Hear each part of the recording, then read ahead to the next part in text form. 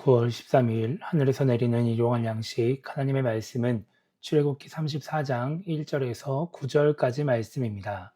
여호와께서 모세에게 이르시되 너는 돌판 둘을 처음 것과 같이 다듬어 만들라.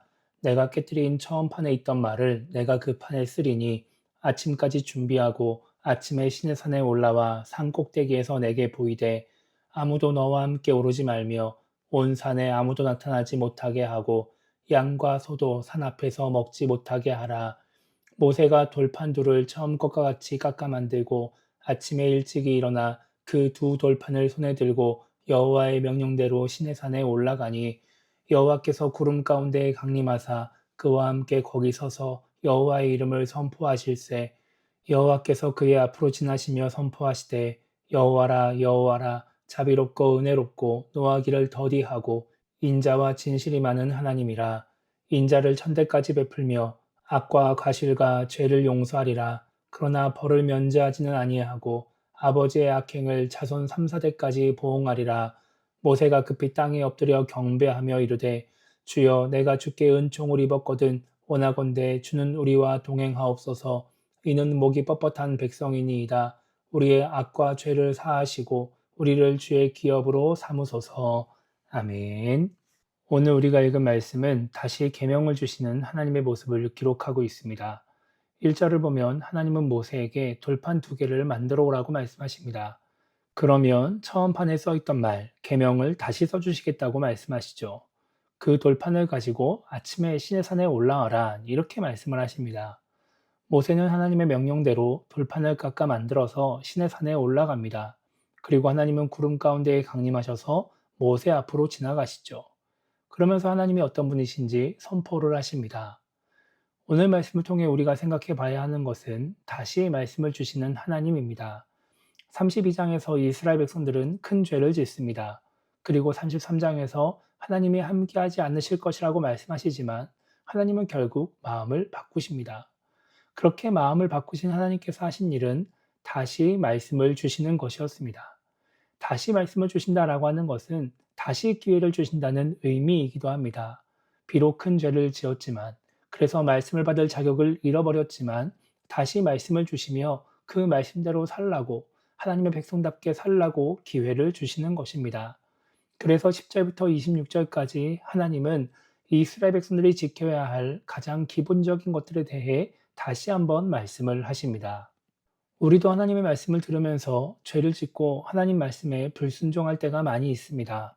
우상을 섬기는 정도의 죄를 짓지 않는다 해도 우리도 참 하나님의 말씀을 안 듣는 것 같습니다.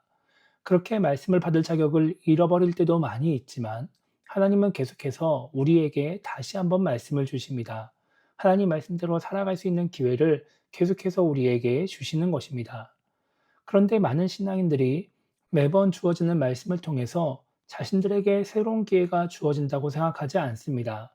왜냐하면 새로운 말씀을 듣는 것이 아니기 때문입니다. 예배를 드리면서 말씀을 듣다 보면 지난번에 들었던 말씀 혹은 지지난번에 들었던 말씀을 또 들을 때가 많이 있습니다. 매일 새벽 예배 말씀을 들으면 약간은 다른 것 같아도 최근에 들어본 것 같은 비슷한 말씀을 들을 때가 많이 있는 것이죠. 그래서 너무 뻔한 말씀이라고 아는 말씀이라고 생각하면서 그냥 흘려버리는 것입니다. 오늘 모세를 다시 부르신 하나님이 모세에게 주시는 말씀은 예전에 말씀하신 십계명입니다. 우상을 섬기지 말고 안식일을 지키고 무교절과 다른 절기들을 지키라는 말씀들입니다. 세부적으로는 새로운 말씀들도 있지만 이미 다 들었던 말씀들이죠. 하나님은 왜 이 말씀들을 반복하실까요? 그것은 이스라엘 백성들이 그 뻔한 말씀을 지키지 못했기 때문입니다. 그래서 다시 한번 말씀하시면서 기회를 주시는 것이죠. 우리도 마찬가지입니다. 매번 듣는 그 뻔한 말씀이 우리가 가장 잘 지키지 못하는 말씀입니다. 그래서 하나님은 우리에게 그 뻔한 말씀을 지킬 수 있는 기회를 새로 주십니다. 지난주에 실패했다면 오늘 다시 잘 지켜보라고, 어제 실패했으면 오늘 다시 잘 지켜보라고 말씀하시는 것이죠.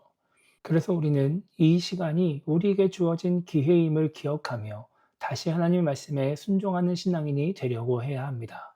뻔한 말씀이 주어졌다고, 항상 듣는 말씀이 주어졌다고 그냥 이 기회를 흘려버리면 안 되는 것이죠.